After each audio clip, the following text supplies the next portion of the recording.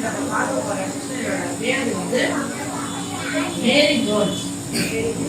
பேர் என்னப்பா? மேரி ஜோன்ஸ். அவங்க வந்து 4 வயசுலயே அவங்க அப்பா இறந்துட்டாரு. அம்மா அப்பா மேரி ஜோன்ஸ் 3 பேருக்காக கவனமா கேளுங்க. நான் கேட்கிறேன். வந்து மேரி ஜோன்ஸ் அம்மா அப்பா 3 பேர் இருந்தாங்க. அவங்க வந்து ஒரு நெசவாளர் குடும்பத்துல, ஒரு ஏழை குடும்பத்துல தான் பிறந்தாங்க. எந்த குடும்பம்? நெசவாளர் குடும்பத்துல, ஏழை குடும்பத்துல தான் பிறந்தாங்க. 4 வயசுலயே அவங்க அப்பா இறந்துட்டாங்க. ஒரு அப்பா இறந்துட்டா அந்த குடும்பம் எவ்வளவு கஷ்டப்படுவாங்க தெரியுமாப்பா? அப்பா இல்லைன்னா அம்மாவால அந்த குடும்பத்தை நடத்துறது எவ்வளவு சிரமம், ரொம்ப சிரமமா இருக்கும். அப்ப அதுலயும் அந்த ஊர்லன்னா ரொம்ப எல்லாருமே கஷ்டப்பட்டாங்க. இவங்க ரொம்ப கஷ்டப்பட்டாங்க. ஏன்னா இவருக்கு அப்பா இல்லாதனால ரொம்ப கஷ்டப்பட்டாங்க. அப்ப அம்மா வந்து என்ன பண்ணுவாங்க, தினமும் சர்ச்சுக்கு போவாங்க. எங்க போவாங்க? சர்ச்சுக்கு போவாங்க. இப்ப நமக்கு கஷ்டமா இருக்கிற நேரம், வேதனையா இருக்கிற நேரம், போராட்டம், நமக்கு உடம்பு சில நேரம் நம்ம எங்க போகணும்னா இந்த சர்ச்சுக்கு தான் போகணும். வேற அங்கிட்டெல்லாம் போறது அது சரிப்பட்டு வராது. சர்ச்சுக்கு தான் போகணும். அதனால அவங்க அம்மா வந்து நம்ம குடும்பத்தை நடத்தணும், நம்ம பிள்ளைய பாதுகாக்கணும், வளர்க்கணும். அந்த பொறுப்பு வேணும்னா யார் செய்வா? ஏசப்பா செய்வாங்கன்னு நம்பி அவங்க சர்ச்சுக்கு போயிட்டாங்க.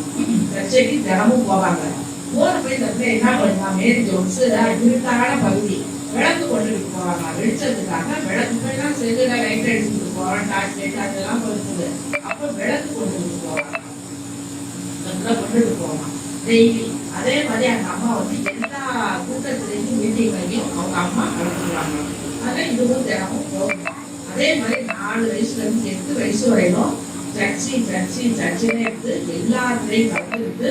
ரொம்ப ஒரு ஏசப்பா மேல ரொம்ப பயபக்தியா இருந்துச்சு. யாரு?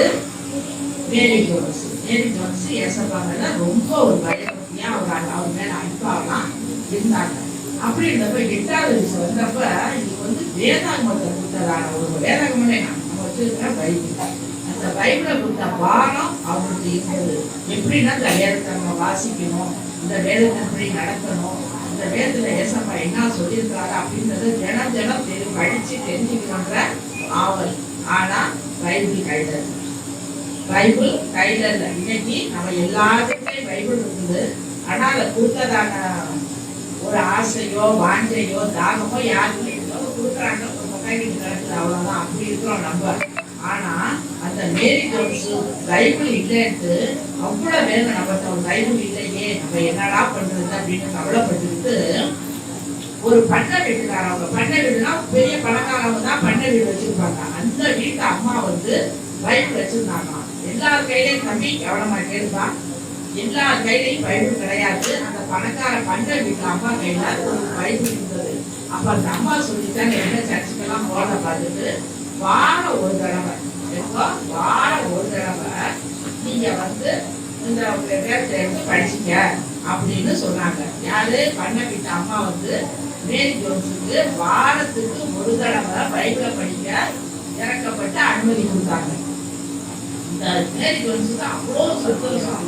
நான் வேதம் படிக்க போறேன் அப்படின்னு சொல்லிட்டு அது எத்தனை 3.5 கிலோமீட்டர் இங்கிருந்து எவ்வளவு தூரம் இருக்குமா? 3.5 கிலோமீட்டர். ஆலம்பட்டி அதுக்கு தாண்டி கூட இருக்கும். ஆலம்பட்டி தெரியுமா எல்லாத்துக்கும்?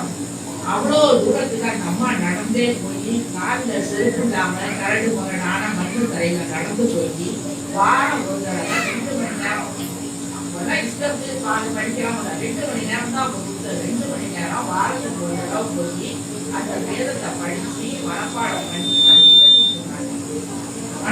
பண்ணிட்டு சொன்னாங்க. அப்போ வந்து அப்படியே 2 வருஷம் ஓடிடுச்சு. 10 வயசு ஆயிடுச்சு. என்னன்னா நம்ம இப்படியே வாரத்துக்கு ஒரு தடவை போய் அவங்ககிட்ட போய் 2 மணி நேரம் இவ்வளவு நடந்து போய் படிக்கிறோமே, இது நம்ம ஒரு வேதம் வாங்கினா என்ன அப்படின்னு சொல்லிட்டு அந்த சின்ன பிள்ளை 10 வயசுல பைபிளை கொடுத்ததான தாகத்தை பாருங்க வாங்கணும் அப்படின்ற ஒரு எண்ணம். குடும்பமோ ஏழை குடும்பம் எப்படி பைபிள் வாங்க முடியும்? பைபிள் கிடைக்காத ஒரு சூழ்நிலை. அப்போ வந்து என்ன பண்ணாங்க, இந்த பிள்ளை வந்து கொஞ்சம் கொஞ்சமா காசு சேர்த்து வச்சு 6 வருஷம் காசு சேர்த்து வச்சு ஒரு பைபிள் வாங்கிட்டு.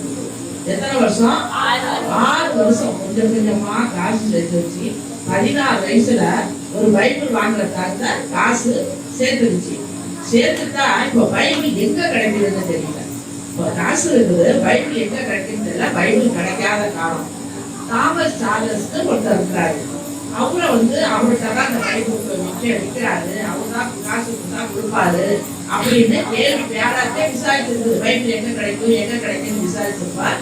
தாமஸ் சார்லஸ்ன்றவரு பைபிள் கொடுப்பாரு, காசு கொடுத்தா கொடுப்பாரு அப்படின்னு விசாரிச்சுட்டு அவர்கிட்ட அது எத்தனை 25 மைல் 42 கிலோமீட்டர் நடந்து போகுது. எத்தனை கிலோமீட்டர்? 42 கிலோமீட்டர் நடந்து போய் அந்த காசை எடுத்துக்கிட்டு அவரை போய் பார்த்துட்டு அந்த பிள்ளைய பார்க்க அப்ப வயசு எத்தனை இருக்கு? 14 வயசு. 10 வயசுல காசு சேர்க்க ஆரம்பிச்சது. 6 வருஷம் சேர்த்து 14 வயசுல ஒரு பைபிள் காசை எடுத்துக்கிட்டு எங்க விசாரிச்சு அவரை போய் 42 கிலோமீட்டர் நடந்து போய் பார்த்துட்டு அவர் உண்மையிலே இந்த பொண்ணை பார்க்கறப்ப ரொம்ப ஆச்சரியப்படுறேன். இவ்வளவு ஒரு வேதத்து மேல இவ்வளவு ஒரு ஆசையா சொல்லிட்டு போன நேரம் பைபிள் எல்லாம் விட்டு போயிடுச்சு. வந்த பைபிள் எல்லாம் விட்டு போயிடுச்சு. ஆனா இந்த பிள்ளையோட மன நிறைய அந்த வேதத்தை கொடுத்த லாபம் வாங்கி அவரை அனுப்பிக்கிற எண்ணத்தை குறிச்சு என்ன பண்றாரு, யாரோ ஒருத்தர் வாங்கி வச்சு காசு கொடுத்து வாங்கி வச்சுட்டாரு.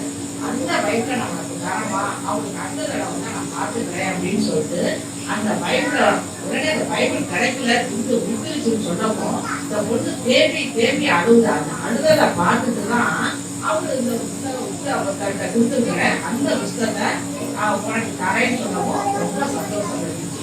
கடைசியில காசை கொடுத்துட்டு இந்த பைபிளை வாங்கினப்ப அது மனசுல என்ன சொல்லுது, ரொம்ப நம்ம எல்லாம் வீடு காரணம் இவ்வளவு சந்தோஷப்படுவோம். அதை விட எனக்குன்னு இந்த உலகத்துல ஒரு சுத்தமா ஆண்டவருடைய வார்த்தையை கொடுத்த பைபிளை வச்சிருக்கிறேன். இதை விட என்ன வாக்கியம் வேணும் அப்படின்னு சொல்லிட்டு அந்த பைபிளை வச்சுக்கிட்டு அவ்வளோ சந்தோஷப்படுது. எனக்குன்னு சொந்த பைபிள் இனி நான் யார் வீட்டிலையும் படிக்க வேண்டியதில்லை, 2 மணி நேரம் படிக்க வேண்டியதில்லை, நேரம் கிடைக்கிறப்ப எல்லாம் படிக்கலாம் அப்படின்னு சொல்லிட்டு ரொம்ப சந்தோஷப்பட்டுக்கிட்டு அந்த வேதத்தை கொண்டு தினம் அந்த வேதத்தை படிச்சு அந்த இயேசுனுடைய அன்பை, இயேசுனுடைய வார்த்தை, அந்த வார்த்தையில ஜீவன் இருக்குது, அந்த வார்த்தையின்படி அவர் நடத்துவாரு. அந்த வேதத்துல உங்க வார்த்தை என்ன இருந்திருக்கிறதோ அதை அவர் நடத்துவாரு. எப்படின்னா இயேசு அன்பானவர் தான், எல்லாத்துக்குமே அன்பா இருக்காரா. இயேசு நல்லவர் தான், அவர் நல்லவர் தான், எல்லாருக்கும் நன்மையான காரியங்கள். அந்த மாதிரி வேதத்துல உள்ள வார்த்தையை படிச்சு அதனுடைய தாகத்தையும் அந்த வார்த்தையில விசுவாசத்தையும் அந்த பொண்ணு அப்படியே ஒரு வைராக்கியமா பற்றி கொண்டு தினம் வேதத்தை படிச்சிச்சு. இதை என்ன சொன்னாரு, அந்த புத்தகம் வாங்கி கொடுத்தாங்க வேதம். அவர் சொன்னாரு, இந்த பொண்ணு இவ்வளவு ஒரு வாஞ்சையா இருக்குது வேதத்துல அதுன்னு சொல்லிட்டாங்க. சொல்லவும் பிரிட்டிஷ் பைபிள் சொசைட்டின்னு ஒரு சங்கம், அந்த சங்கத்துல இந்த பிள்ளைய ஒரு அங்கத்தினரா சேர்த்தாங்க. எதுக்காகனா பைபிள் மேல இருக்க ஒரு வாஞ்சைனா பைபிள் வாங்க விதத்தை பார்த்து காசு சேர்த்து 6 வருஷமா காசு சேர்த்த விதத்தை பார்த்துட்டு அந்த பைபிள் சொசைட்டில இந்த பிள்ளைய ஒரு அங்கத்தினரா வச்சுக்கிட்டாங்க. வச்சது மாத்திரம் இல்லை, இந்த மாதிரி பிள்ளைங்க பைபிள் இல்லாம கஷ்டப்படுறாங்க, ஆண்டவருடைய வார்த்தை தெரியாம கஷ்டப்படுறாங்க அப்படின்னு சொல்லிட்டு அந்த சொசைட்டில ஒரு தீர்மானம் எடுக்கிறாங்க. எல்லாருக்கும் பைபிள் கிடைக்கணும்னா நம்ம நிறைய அச்சிடுவோம் அப்படின்னு சொல்லிட்டு 1907 வருஷம் 2,40,00,000 பைபிள் அடிச்சு பார்க்க முடிஞ்சவங்களுக்கு காசு கொடுக்கலாம், இல்லாதவங்களுக்கு புதிய ஏற்பாடு இலவசமாவே கொடுக்கலாம் அப்படின்னு சொல்லிட்டு பைபிளுக்கு அவ்வளோ பைபிள் அடிச்சு எல்லாத்துக்கும் விநியோகம் பண்றாங்க. ரொம்ப சிரமத்தின் மத்தியில பண்றாங்க. அப்ப இந்த பொண்ணு என்ன படிச்சு மெழுகு தேன் விற்கிறாங்க. அவங்க வீட்டுல மெழுகு தேன் மெழுகுதிரின்னு ஒரு அதுவும் விற்கிறாங்க. அந்த மெழுகு திரிய விற்ற காசை அந்த பைபிள் சொசைட்டிக்கு நம்ம உதவி செய்யணும், வேலை நம்ம அடிக்கிறதுக்கு நம்ம உதவி செய்யணும். இந்த சின்ன பிள்ளை கொஞ்சமா காசு சேர்த்து அந்த வேதாகமம் வாங்கிட்டு எல்லாத்துக்கும் பார்க்கறதுக்கு அந்த சொசைட்டி காசு கொடுத்துச்சு. இந்த பொண்ணு கொடுத்ததை பார்த்துட்டு நிறைய பேர் கொடுக்க ஆரம்பிச்சாங்க. அப்பதான் அந்த வேதத்தை அச்சடிக்க அவங்களுக்கு ஒரு உதவியா இருக்கும். நம்ம இது பண்ணிட்டு அந்த வேதத்தை மேல அவ்வளவு தாக்கமாக அந்த வார்த்தை எல்லாத்துக்கும் சொல்லிச்சு. அந்த வேதத்தினுடைய வார்த்தையை எல்லாத்துக்கும் சொல்லிட்டு